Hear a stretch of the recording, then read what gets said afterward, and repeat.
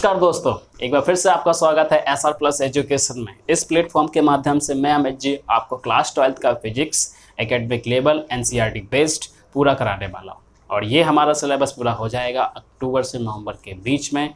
हम पहला chapter finish कर चुके हैं, न्यूमेरिकल पार्ट 1 भी लगा चुके हैं। अब बात करते हैं न्यूमेरिकल पार्ट 2, जो बचे हुए न्यूमेरिकल हैं और जो आए हुए हैं विभिन्न पिछले एग्ज़ामों में, तो वो आज न्यूमेरिकल हम डिस्कस करेंगे। ये सारे के सारे न्यूमेरिकल इंपॉर्टेंट हैं। इसके बाद फिर हम पूरी सीट प्रोवाइड कराएंगे। पूरे इसमें 17 क्वेश्चन होंगे। यकीन मानिए चैप्टर फर्स्ट से एक भी न्यूमेरिकल अगर आएगा न्यूमेरिकल इस चैप्टर फर्स्ट से, तो ये 17 न्यूमेरिकल्स आप लगा लीजिए। इससे बाहर पेपर में नहीं आएगा, या तो यही पूछेंगे या इसी से रिलेटेड पूछेंगे।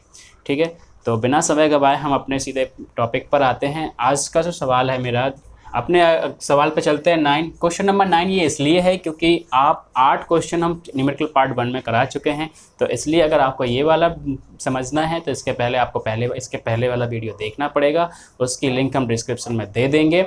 और इस वीडियो को पूरा देखिए, क्योंकि जब पूरा देखेंगे तभी क्वेश्चन का जो लेवल है वो लोअर से एकदम हाई होता जाता है और आपको एकदम बहुत ही अच्छे इंटरेस्टिंग क्वेश्चन आगे मिलेंगे। तो ठीक है, अपने सीधे सवाल पे आते हैं। कह रहा है कि 92 uranium 238 atoms emits alpha particle if it any moments alpha particle is at 9.0 10⁻⁻15 metre from disintegrated atom, then how much force will act in alpha particle।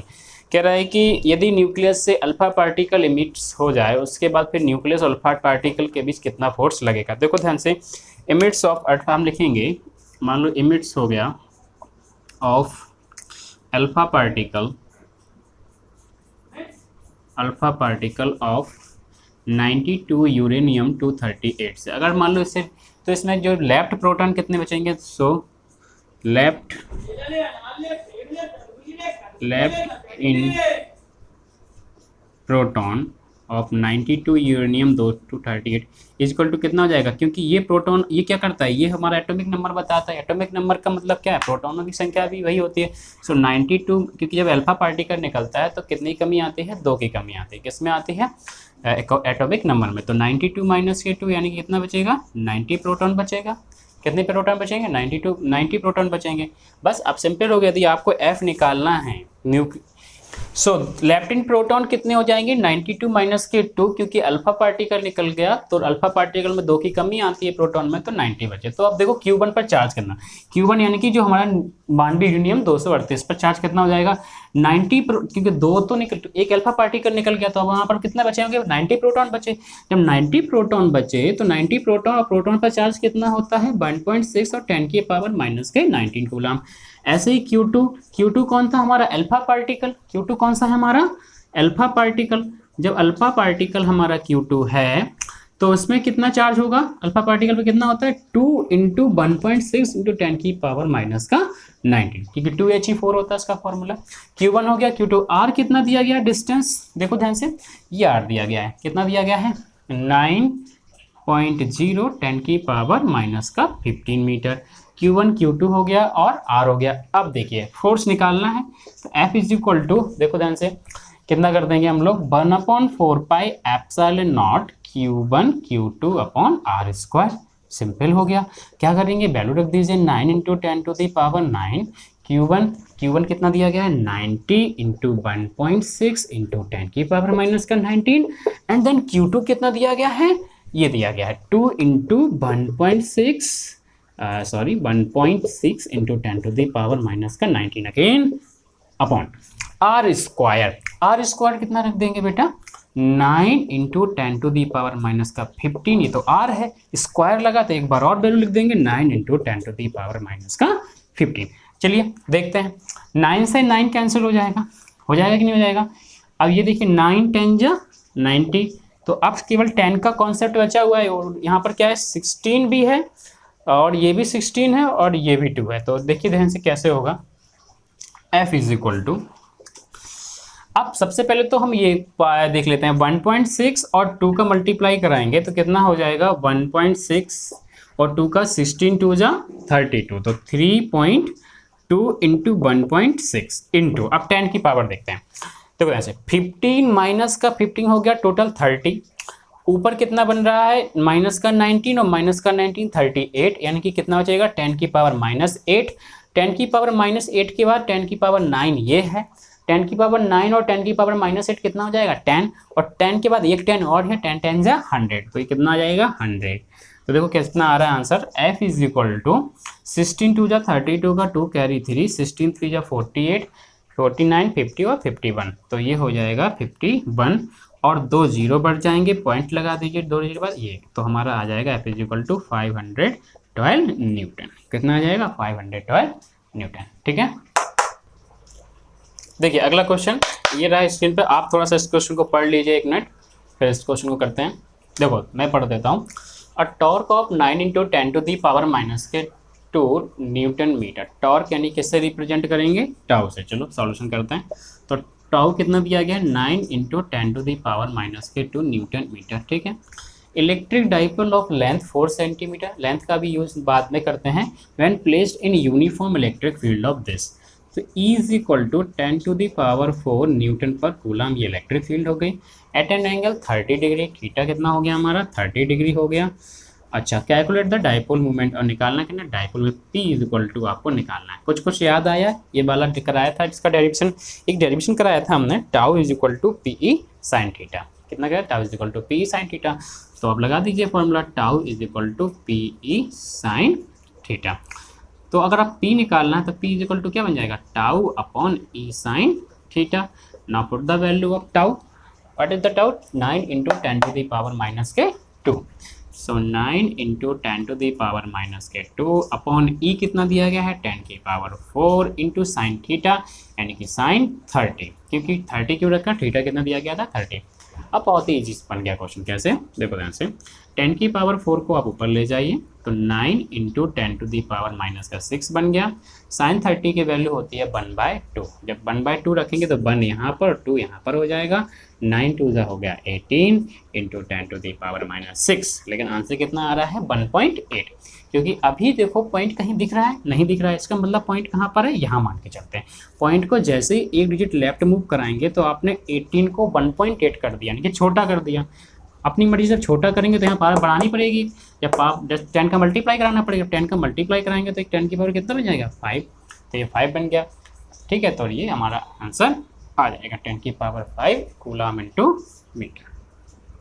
ठीक है, ये आ गया हमारा आंसर। ठीक है, देखिए अगला question, how much flux will come out from a surface S equal to 10 J cap placed in static electric field, और E is equal to 2I cap plus 4J cap plus K cap. ऐसे सवाल करने के लिए सबसे पहले तो आपको ये पता होना चाहिए कि डॉट प्रोडक्ट और क्रॉस प्रोडक्ट में I डॉट I कितना आता है। देखो ऐसे, जब डॉट प्रोडक्ट होता है यानी कि I डॉट I कैप कराते हैं तो आंसर कितना आता है 1।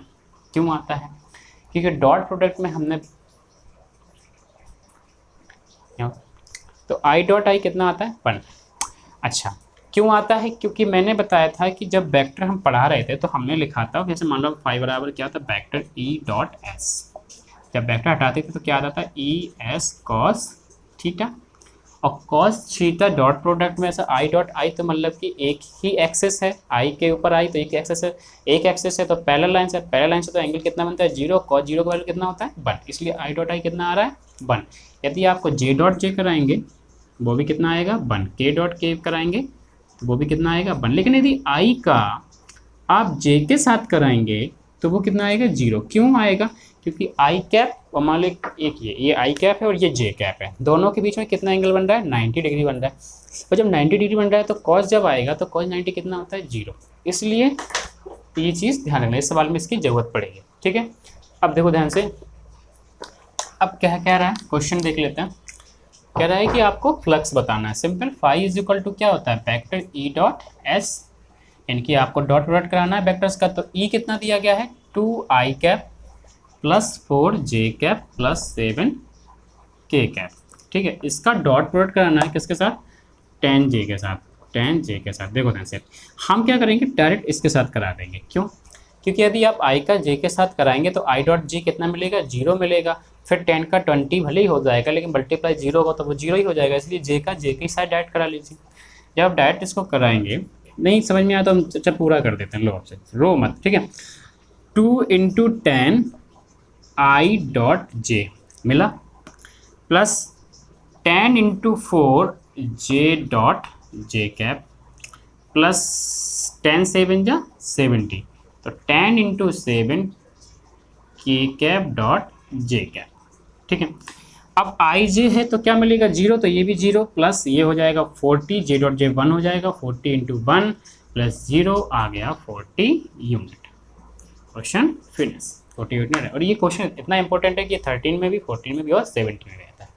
ओके, देखो ध्यान से एक ये क्वेश्चन देख लेते हैं, क्वेश्चन नंबर 12। ये इम्पोर्टेंट है, ये एनसीईआरटी का क्वेश्चन है। अब ये इम्पोर्टेंट क्यों है, क्योंकि इसको पढ़ के ही आपको पता लग जाएगा कितना अच्छा और इंटरेस्टिंग क्वेश्चन है। इसको पढ़िए आप, क्या लिखा, a charge of 10 microcoulomb is placed in a height of exactly 5 centimetre from the centre of the square side, और जो स्क्वायर है वो कितनी साइड का है, 10 सेंटीमीटर का है।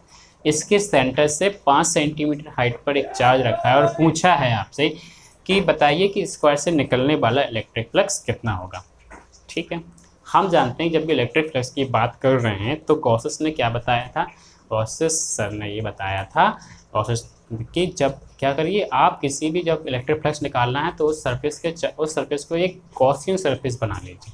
जैसे कि स्क्वायर है, इसको आप एक गॉसियन सरफेस बनाए, आइडेंटिकल गॉसियन सरफेस। यहाँ पर क्या बन सकता है, इसको क्यूब बना सकते हैं। इसको क्या बना सकते हैं, इसको अगर क्यूब मान लें, क्या मान लें, जैसे मान लो ये क्यूब है, क्या बन गया ये एक क्यूब बन गया, ऐसे मान लो क्यूब है। अब इसके सेंटर पर मान लो कोई चार्ज रखा हुआ था, तो मुझे बताओ उसके सॉरी उसके एक फेज से निकलने वाला इलेक्ट्रिक फ्लक्स कितना होगा। तो एक फेज से जब निकलने वाला इलेक्ट्रिक फ्लक्स है तो पहले तो ये पता होना चाहिए कि टोटल इलेक्ट्रिक फ्लक्स निकलता कैसे। तो Gauss's bye the Gauss's theorem, यहाँ देखिए bye the Gauss's theorem, bye the Gauss's उन्होंने कहा था कि जो फाई है, ई है, इलेक्ट्रिक फ्लक्स कितना निकलता है, क्यू अपॉन एप्सिलॉन नॉट, यानी 1 अपॉन एप्सिलॉन नॉट टाइम्स होता है क्यू का। ठीक है, लेकिन अब यहाँ पर तो वो कह रहा है कि स्क्वायर की एक सरफेस से कितना निकलेगा। तो स्क्वायर की अगर एक सरफेस से निकाल रहा हो, हमने इसको क्यूब मान लिया, तो क्यूब में होती है 6 सरफेस, और क्यूब में सारी सरफेस कैसी होती है, स्क्वायर शेप की होती हैं। तो एक से निकालना है तो 6 का क्या करना पड़ेगा, आपको डिवाइड करना पड़ेगा। तो आप देख लीजिए phi E is equal to कितना हो जाएगा, Q upon 6 epsilon naught. Now put the value of Q charge कितना क्यू रख दीजिए, कितना दिया गया था Q, a charge of 10 microcoulomb. ठीक है, तो 10 माइक्रोकूलम है, तो 10 माइक्रोकूलम को कूलम में चेंज कर लीजिए, 10 की पावर माइनस से 6। ठीक है, 6 इंटू एप्सिलॉन नॉट कितना होता है 8.85, 10 की पावर माइनस का 12। आप इसको पूरे को सॉल्व कर लीजिए, आपका होमवर्क रहेगा, तो आपका आंसर आ जाएगा 1.88 10 की power 5 newton metre square upon coulomb. ठीक है, ओके। तो देखिए ध्यान से क्वेश्चन नंबर 12 पर आ गए। ये भी एक बहुत अच्छा क्वेश्चन है, 2018 में पूछा गया। जरा इस क्वेश्चन को देखते हैं। कह रहा है कि 2 point charges are plus 9e और एक ई है, आर प्लेस्ड और एट 16 सेंटीमीटर, एक दूसरे 16 सेंटीमीटर डिस्टेंस पर रखे हैं, और आपसे पूछ रहा है कि एक टेस्ट चार्ज क्यू को दोनों के बीच में कहाँ पर रख दें कि दोनों जो चार्ज हैं वो इक्विलिब्रियम में हो, दोनों के दोनों चार्ज कैसे हो, इक्विलिब्रियम पोजीशन कहाँ पर है, कहाँ पर रख दें कि दोनों चार्ज लगने वाला फोर्स कैसा बराबर हो। तो वो चार्ज जो है कहाँ पर रख दें, कह रहा है place so that it is in equilibrium, कहाँ पर हो जाएगी, इक्विलिब्रियम। तो देखो ध्यान से, सबसे पहले तो हम क्या करेंगे, Q1 चार्ज को मान लिया कितना है प्लस 9e। ठीक है, तो प्लस 9e का मतलब क्या होता है, 9e लिख दिया, प्लस 9e, ई पर बी मतलब इलेक्ट्रॉन पर चार्ज। ठीक है, Q2 कितना है प्लस ई लिख दिया। अब देखिए ध्यान से, ये कुछ ऐसा है, सवाल कुछ ऐसा है, इसे मान लीजिए ये यहाँ पर रखा हुआ है प्लस 9e, एक चार्ज, दूसरा रखा हुआ है ई, और दोनों के बीच में कितना डिस्टेंस है, दोनों के बीच में 16 सेंटीमीटर का डिस्टेंस है। ठीक है, 16 सेंटीमीटर का डिस्टेंस हो गया। डिस्टेंस मतलब ये जो टोटल एक्स है। अब वो कह रहा है कि चार्ज को हम कहाँ पर पुट कर दें। देखो ध्यान से, जैसे मान लीजिए आपने चार्ज को यहाँ ले आए क्यू को, तो मान लीजिए कि वो 9e से कितने डिस्टेंस पर रखा हुआ है x, तो बाकी की जो डिस्टेंस बचेगी क्यू से इस ई तक वो कितनी हो जाएगी 16 माइनस एक्स, कितनी हो जाएगी 16 माइनस एक्स। तो हमें क्या करना है, वो कह रहा है Q B is place so that it is in equilibrium, तो वो डिस्टेंस निकालनी है, यानी कि एक्स निकालना है कि कहाँ पर या इस चार्ज से वो कितनी दूरी पर रखा है, जिससे कि पूरा सिस्टम कैसे इक्विलिब्रियम में आ जाए। सिंपल है, हम कुछ नहीं करेंगे। अब आ जाइए, हम सबसे पहले दो चार्जेस के बीच में लगने वाला इलेक्ट्रिक फोर्स कितना होता है कूलम्ब्स लॉ के तरह। देखो इस बोर्ड पे देखते हैं, आप देखो ध्यान से। जैसे मान लो हम निकाल रहे हैं F1, जो हमारा F1 निकल रहा है वो क्या हो जाएगा 1/4 पाई एप्सिलॉन नॉट Q1। अब देखो Q1 की जगह हमारा कितना है 9E और Q2 की जगह कितना है Q। तो ठीक है 9E into Q upon R square, और आर स्क्वायर में कितना है दोनों के बीच डिस्टेंस एक्स स्क्वायर, कितना है एक्स स्क्वायर। यहाँ तक क्लियर हुआ। Question number first. F2 देख लीजिए, F2 भी सेम है 1/4 पाई एप्सिलॉन नॉट। बस यहाँ देखो ध्यान से, F2 में क्या है कि पहले अब इन दोनों के चार्जेस के बीच Q और E, Q1 Q है, Q2 कितना है E, और दोनों के बीच डिस्टेंस कितना है 16 माइनस एक्स, यानी कि Q1 Q है इंटू E अपॉन दोनों का बीच का डिस्टेंस 16 माइनस एक्स का होल स्क्वायर हो जाएगा। Equation number 2। अगर ये इक्विलिब्रियम में है तो दोनों फोर्स कैसे लगने चाहिए, बराबर लगने चाहिए। ठीक है, तो हम कर सकते हैं कि फॉर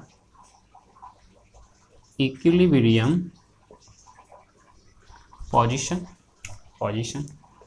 और इक्विलिब्रियम पोजीशन क्या करेंगे, F1 इक्वल टू F2 होना चाहिए। तो रखते हैं 1/4 pi epsilon not 9E into Q upon x square equal 1/4 pi epsilon not Q into E upon 16 minus x का होल स्क्वायर। तो क्या करेंगे, ये कैंसिल हो गया, Q से QE भी कैंसिल हो गया। अब बचा क्या, जो बचा उसको लिख लो 9/x square and 1/16 minus x का होल स्क्वायर। ठीक है, इसको क्या हम ऐसे लिख सकते हैं 3/x का पूरे का होल स्क्वायर, 3 3 9 होता है, 1/16 माइनस एक्स का पूरे का होल स्क्वायर का कैंसिल। सो अब जो बचा हुआ है देखो ध्यान से, यहाँ पर सर यहाँ देखो 3/x equal to 1/16 minus x. Cross multiplication कराएंगे, क्रॉस मल्टीप्लिकेशन करा दीजिए आप ऐसे, तो क्या हो जाएगा 3 का मल्टीप्लाई होगा 48 माइनस का 3x इक्वल टू एक्स। इसको यहाँ ले जाइए, 48 इज इक्वल टू 4x हो जाएगा, x इक्वल टू हो जाएगा 48/4, 4 से कैंसिल कर दीजिए, कितना आ जाएगा 12 सेंटीमीटर। अब ये 12 सेंटीमीटर देखो यहाँ पर कैसे था, यहाँ पर सर तो ये जो है x ये था ना 9E से कितने डिस्टेंस पर रखा जाए इसको, अगर इक्विलिब्रियम में रहना है 12 सेंटीमीटर। यही हमारा आंसर था और ये आंसर हमारा हो गया। ठीक है, अब हम अगले क्वेश्चन पे चलते हैं। देखिए क्वेश्चन नंबर 13।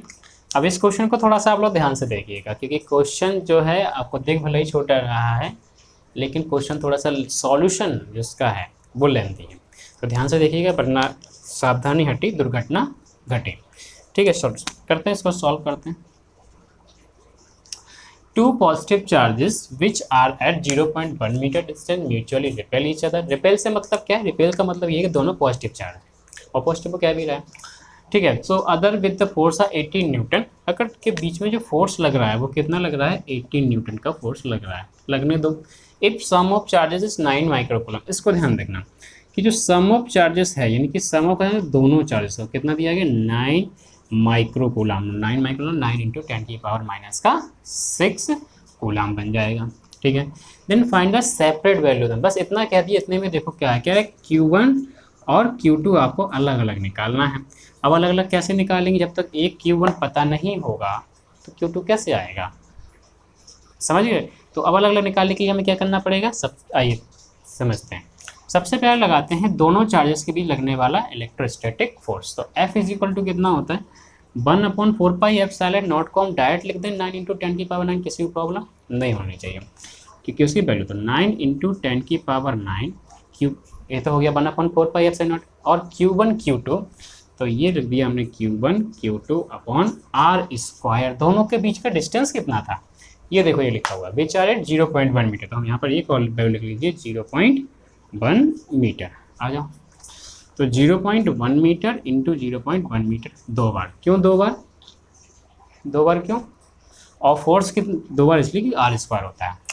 फोर्स कितना दिया गया था 18 न्यूटन, तो 18 न्यूटन मल्टीप्लाई 1 बन जा 1 तो मल्टीप्लाई करोगे तो 0.0 कितना जाएगा 1, क्योंकि 2 डेसिमल पर पॉइंट लगा है 0.01 is equal to 9 into 10 to the power 9 into Q1 Q2। हमने क्या किया, इसका क्रॉस मल्टीप्लिकेशन करा लिया। अब देखो ध्यान से 9 टू ज़ा 18, तो Q1 Q2 आ कितना जाएगा हमारा, Q1 Q2 आ जाएगा 2 का मल्टीप्लाई यहाँ कराएंगे तो 2 करा, एक काम करिए पॉइंट हटा के यहाँ पर 2 जीरो नीचे बढ़ा लीजिए, ठीक है 100 हो जाएगा। तो अब देखिए ध्यान से Q1 Q2 कितना आ जाएगा, Q1 Q2 को यहाँ छोड़िए, ये हो जाएगा 2 और कुछ पता है ऊपर नहीं अपॉन में 100 इंटू 10 की पावर 9 ये बचेगा, ठीक है। अब देखो ये कितना हो जाएगा, Q1 Q2 is equal to 2 into 100 का मतलब होता है 10 का स्क्वायर और 10 की पावर 9 टू 11 हो गया, तो पावर को ऊपर ले जाइए 10 की पावर माइनस का 11 आ गया। ये Q1 Q2 प्रोडक्ट में वैल्यू आ गई। अब ध्यान समझना जरा, Q1 Q2 आ गया और हमारे पास Q1 प्लस Q2, जब तक हमें Q1 माइनस Q2 नहीं मिलेगा हम निकाल नहीं सकते। अब Q1 माइनस Q2 निकालना है, इसको ध्यान रखिएगा। तो कैसे निकालेंगे, देखो फार्मूला होता है यहाँ पर बता देते हैं। जैसे मान लो a माइनस बी का आपको होल स्क्वायर निकालना है, तो क्या फार्मूला होता है, a square plus B square minus का 2ab होता है कि नहीं होता है। यदि हम क्या करें इसमें एक 2ab ऐड कर दें और एक 2ab सब्ट्रैक्ट कर दें, कोई प्रॉब्लम नहीं होनी चाहिए। अब हम क्या करें, a square plus B square plus 2ab को साथ में ले लें, तो a माइनस बी का होल स्क्वायर बन जाएगा हमारा ab स्क्वायर और 2ab साथ में तो क्या बन जाएगा a प्लस बी का होल स्क्वायर। अब ये बचा माइनस का 2ab और ये भी माइनस का 2ab, तो माइनस का 4ab बन गया कि नहीं। इसी प्रकार हम अपना Q1 इसको Q1 में कन्वर्ट कर लीजिए, Q1 माइनस Q2 का whole square is equal to क्या हो जाएगा, Q1 प्लस Q2 का होल स्क्वायर माइनस का 4Q1 और Q2। अब देखो ध्यान से Q1 प्लस Q2 कितना था, 9 था, दोनों का सम कितना था 9, और 9 का करेंगे स्क्वायर तो लिख देते हैं 9 का square minus 4 into Q1 Q2 कितना आया, ये 2 इंटू 10 की पावर माइनस का 11, और यहाँ पर चल रहा था हमारा Q1 माइनस Q2 का होल स्क्वायर, ठीक है। अब 9 का स्क्वायर करिए जरा, यहाँ देखिए थोड़ा सा, Q1 9 का स्क्वायर करिए तो 9 का स्क्वायर कितना होता है 81 इज इक्वल टू कितना आ जाएगा 81 माइनस 4 टू जा।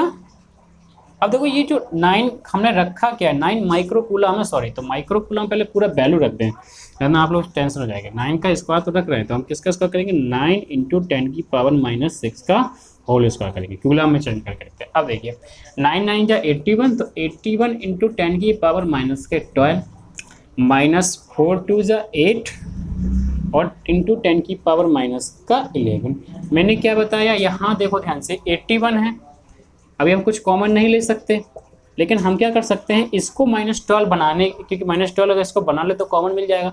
तो अगर इसको -12 बनाना है, यानी कि एक पावर अगर कम यहाँ से करना है तो यहाँ क्या करना पड़ेगा, बढ़ाना पड़ेगा।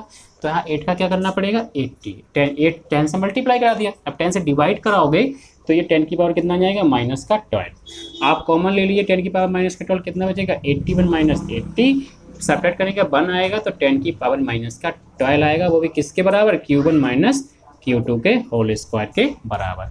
अब जब स्क्वायर हटाएंगे, हमने कहा था कि पहले कहा था कि थोड़ा लेंथी होगा, तो क्या हो जाएगा रूट लग जाएगा 10 की पावर माइनस 12 का, जो कि इससे कितना बाहर आएगा 10 की पावर माइनस का 6। तो हम ऐसे लिख सकते हैं 1 इंटू 10 की पावर माइनस का 6 Q1 माइनस Q2 बराबर।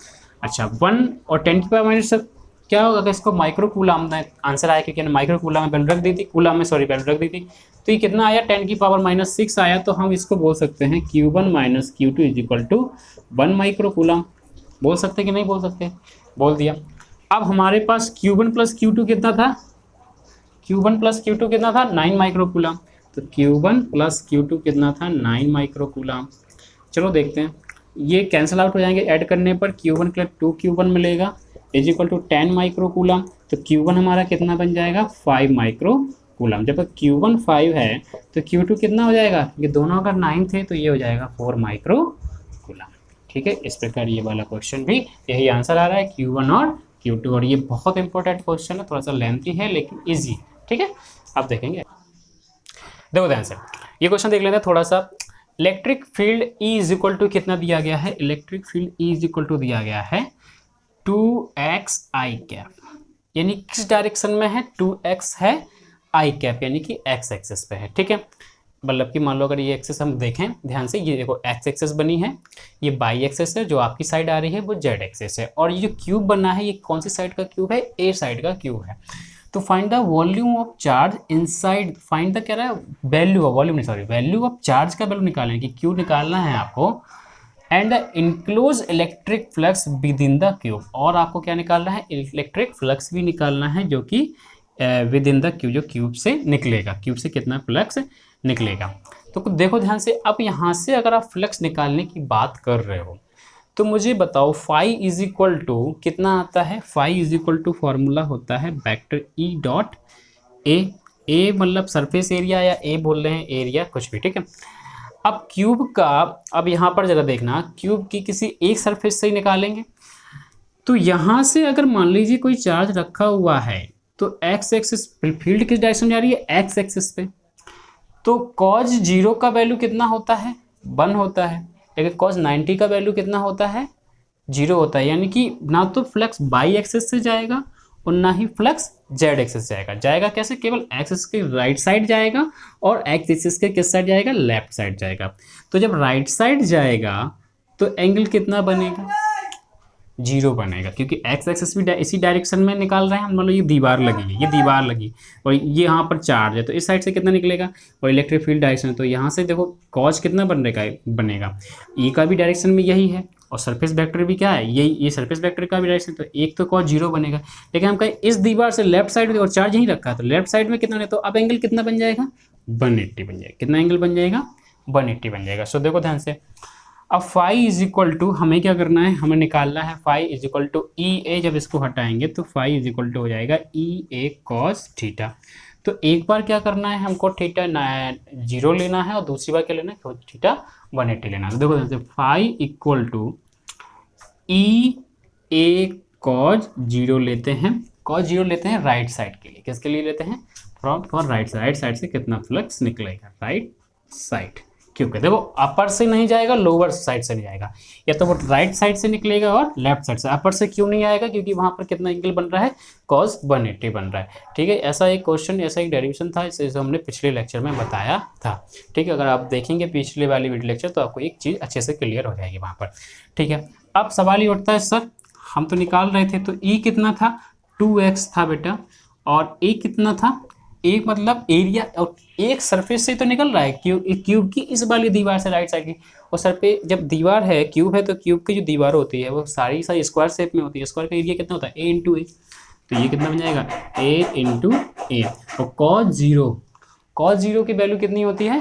1 होती है, तो कितना हो जाएगा ये, phi is equal to 2x a square, कितना हो जाएगा, 2x ए स्क्वायर, या इसको ये बोल सकते हैं फाई कौन से साइड का आ जाएगा, ये लेफ्ट वाला, कितने साइड का आ जाएगा, सॉरी राइट साइड वाला, कौन सा जाएगा, राइट साइड वाला, तो ये राइट साइड, तो यहाँ पर लिख दीजिए फाई आर, राइट साइड करें। अब देखो लेफ्ट साइड में देखते हैं, फाई एल, और लेफ्ट साइड में कितना बनेगा, ई ए कॉस 180, कितना बनेगा, ई ए कॉस 180, तो ई का वैल्यू वही सेम 2x, ए का भी वैल्यू ए स्क्वायर, कॉस 180 वैल्यू कितना होता है, माइनस का 1, कितना होता है, माइनस का 1, तो अगर माइनस का 1 से मल्टीप्लाई कराओ तो ये कितना हो जाएगा, माइनस के 2x ए स्क्वायर, ठीक है। आप लोग देख लीजिएगा कॉस 180 का वैल्यू कितना होता है, माइनस का 1, है ना।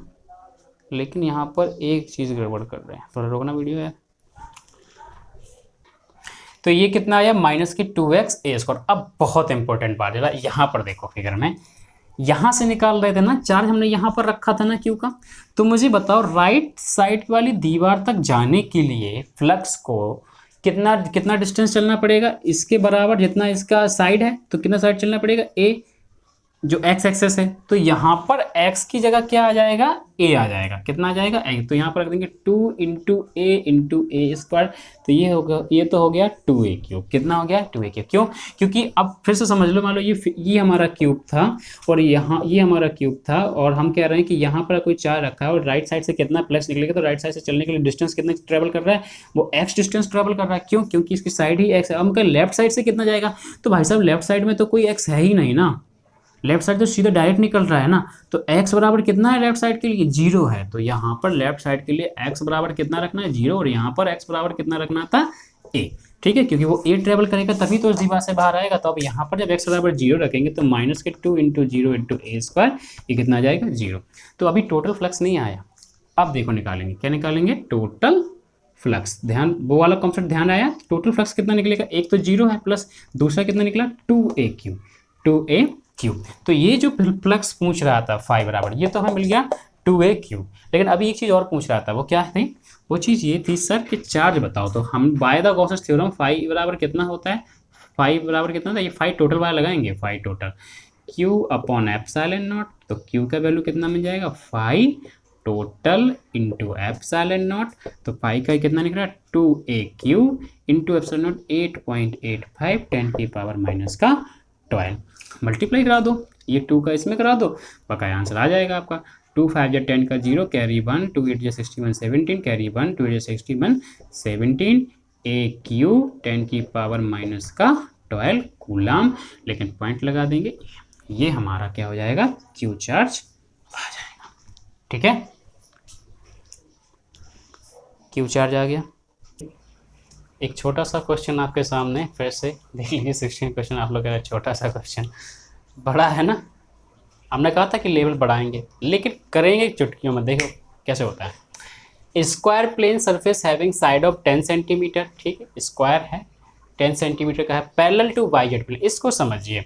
अब वाई जेड प्लेन, जैसे कि हमारा ये पूरा का पूरा बोर्ड है, ये कौन सा प्लेन है, एक्स वाई प्लेन है। अगर ये एक्स डायरेक्शन है और ये वाई डायरेक्शन है पूरा प्लेन, तो ये एक्स वाई प्लेन बन गया। अब वाई जेड प्लेन का मतलब क्या है, मान लो कोई सरफेस ऐसे तुम्हारी तरफ आ रही है और ये वाई है, ये वाई एक्सेस और ये जेड है। तो वाई जेड प्लेन का मतलब क्या है कि मतलब जैसे कि मान लो एक्स वाई प्लेन तो तुम्हारी तरफ आ रही है, तो वो कौन सा प्लेन हो जाएगा, वाई जेड प्लेन होगा क्या, लगभग। ठीक है, अब देखो ध्यान से। अब वो कह रहा है Y Z plane uniform electric field कितनी है, ये दी गई। तो देखो ध्यान से, पहले डेटा हम लिख लेते हैं। ठीक है, थोड़ा सा डेटा लिख लेते हैं। E is equal to solution, E is equal to कितना दिया गया, 5 इंटू 10 की power 3 I cap newton per coulomb. How much flux will pass through the surface, surface से कितना फ्लक्स निकलेगा। तो सरफेस से कितना फ्लक्स निकलेगा, तो पहले तो ये पता करना पड़ेगा कि जो Y Z plane uniform E is equal to area कितना है। एरिया के लिए क्या करना पड़ेगा, पहले तो देखो ये 10 साइड जो दी गई है स्क्वायर साइड, तो एरिया निकालनी है। तो एरिया इज इक्वल टू क्या करना पड़ेगा, 10 सेंटीमीटर है, 10 सेंटीमीटर को पहले बदलो मीटर में, तो 10 इंटू 10 की पावर माइनस के 2 मीटर।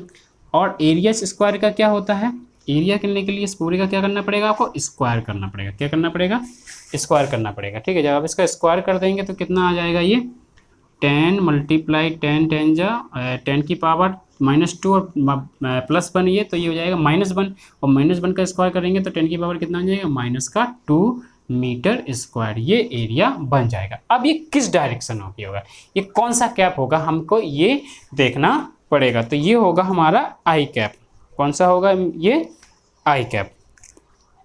ठीक है, तो ये हमारा होगा एरिया जो आ गया हमारा, कितना आ गया, 10 की पावर -2 आई मीटर, आई कैप मीटर स्क्वायर। अब लगा दीजिए, फाई इज इक्वल टू क्या लगाएंगे, वेक्टर ई डॉट ए लगा दीजिए। अब देखो वेक्टर ई डॉट ए, ई कितना दिया गया था आई कैप में, 5 इंटू 10 की पावर 3 आई कैप डॉट, और ये दिया गया 10 की पावर -2 आई कैप।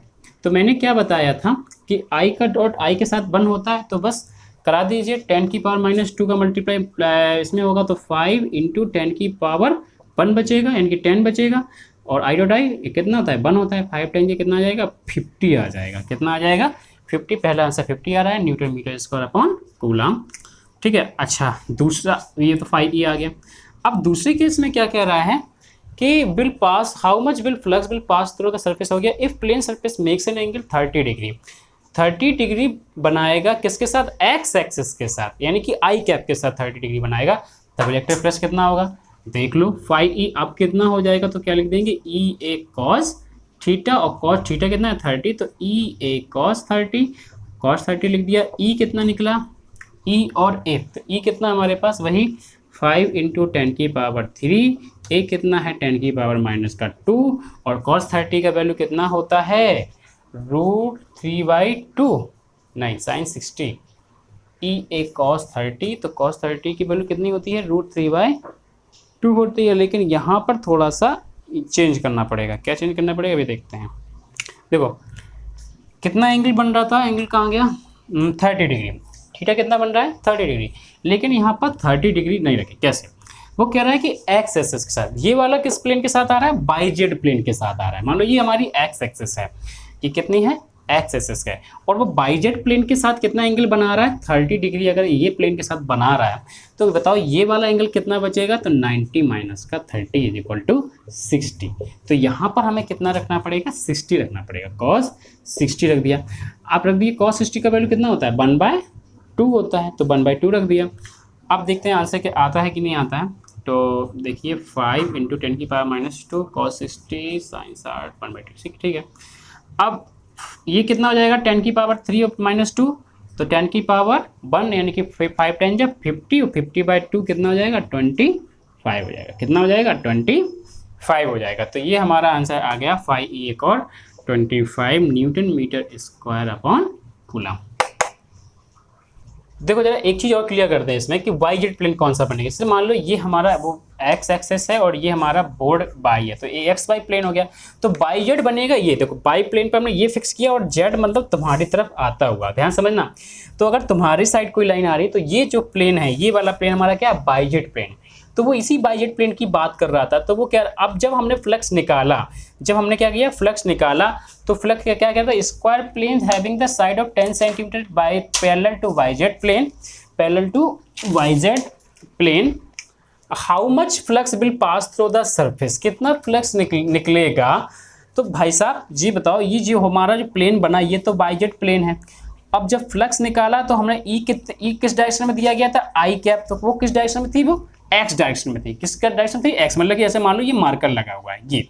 तो एरिया वेक्टर भी हमने किस डायरेक्शन में लेंगे, एरिया जो वेक्टर बनेगा, अगर हम इस पे एरिया वेक्टर बनाओगे इस सरफेस पे, तो वो हमारा किस डायरेक्शन में आएगा, एक्स डायरेक्शन में आएगा, क्योंकि हमेशा एरिया वेक्टर सरफेस के परपेंडिकुलर बनता है। तो सरफेस के परपेंडिकुलर ये तो होगा नहीं, यहाँ पर बनेगा एरिया वेक्टर, वो किस डायरेक्शन बनेगा, एक्स। इसलिए हमने सरफेस के लिए क्या लिया, ए इज इक्वल टू, जब निकाला एरिया मीटर स्क्वायर लिया, वो किस डायरेक्शन में लिया, आई कैप। क्या लिया, आई कैप, इसलिए ये क्या बना, आई कैप। अब दूसरी बात, जब वो कह रहा था कि मेक्स एक्स एक्सिस से कितना एंगल बनाता है, 30 डिग्री बनाता है। अब ध्यान समझना, ये बाई जेड प्लेन है हमारा और ये हमारा एक्स एक्सिस है। ये अगर इस प्लेन के साथ ये 30 डिग्री यहाँ पर बना रहा है, वो थोड़ा गलत हो गया था वहाँ एंगल बताया, लेकिन आएगा 60। तो ये जो 30 एंगल बना रहा है, तो मुझे बताओ फिर बाई जेड प्लेन से कितना एंगल बनेगा, क्योंकि मेन तो बाई जेड प्लेन था ना हमारा। तो अगर एक्स एक्सिस के साथ 30 डिग्री है तो बाई जेड पे कितना बनेगा, 60, क्योंकि टोटल कितना होता है, 90। ठीक है, अब समझ में आ गया होगा, क्लियर। ओके, आज का ये लास्ट क्वेश्चन होगा। ठीक है, ये भी क्वेश्चन इंपॉर्टेंट है क्योंकि इसका एक डेरिवेशन है, इस डेरिवेशन के एक भी क्वेश्चन नहीं हुए थे। तो मैंने पहले बताया था कि हर एक क्वेश्चन अलग अलग कॉन्सेप्ट के हैं, एक किसी में आपको सेम कॉन्सेप्ट नहीं मिलेगा। तो the radius of the thin spherical shell of metal is 0.25 metre and charge on this 0.2 microcoulomb and find the intensity of electric field. 3 अलग क्वेश्चन जैसे डेरिवेशन कराया था, और ऐसे ही वहाँ पर क्या है, न्यूमेरिकल है कि आपको इनसाइड बताना है, उसके बाद सरफेस पे आउटसाइड बताना, उसके बाद 3 मीटर सरफेस पे रखी हुई है सेंटर ऑफ द सेल। तो देखो ध्यान से, कोई बात नहीं, हम आराम से कर लेंगे। रेडियस ऑफ, पहले देख लेते हैं radius of the thin spherical shell of metal. तो रेडियस कितनी दे रखी है सेल की, सॉल्यूशन देखते हैं।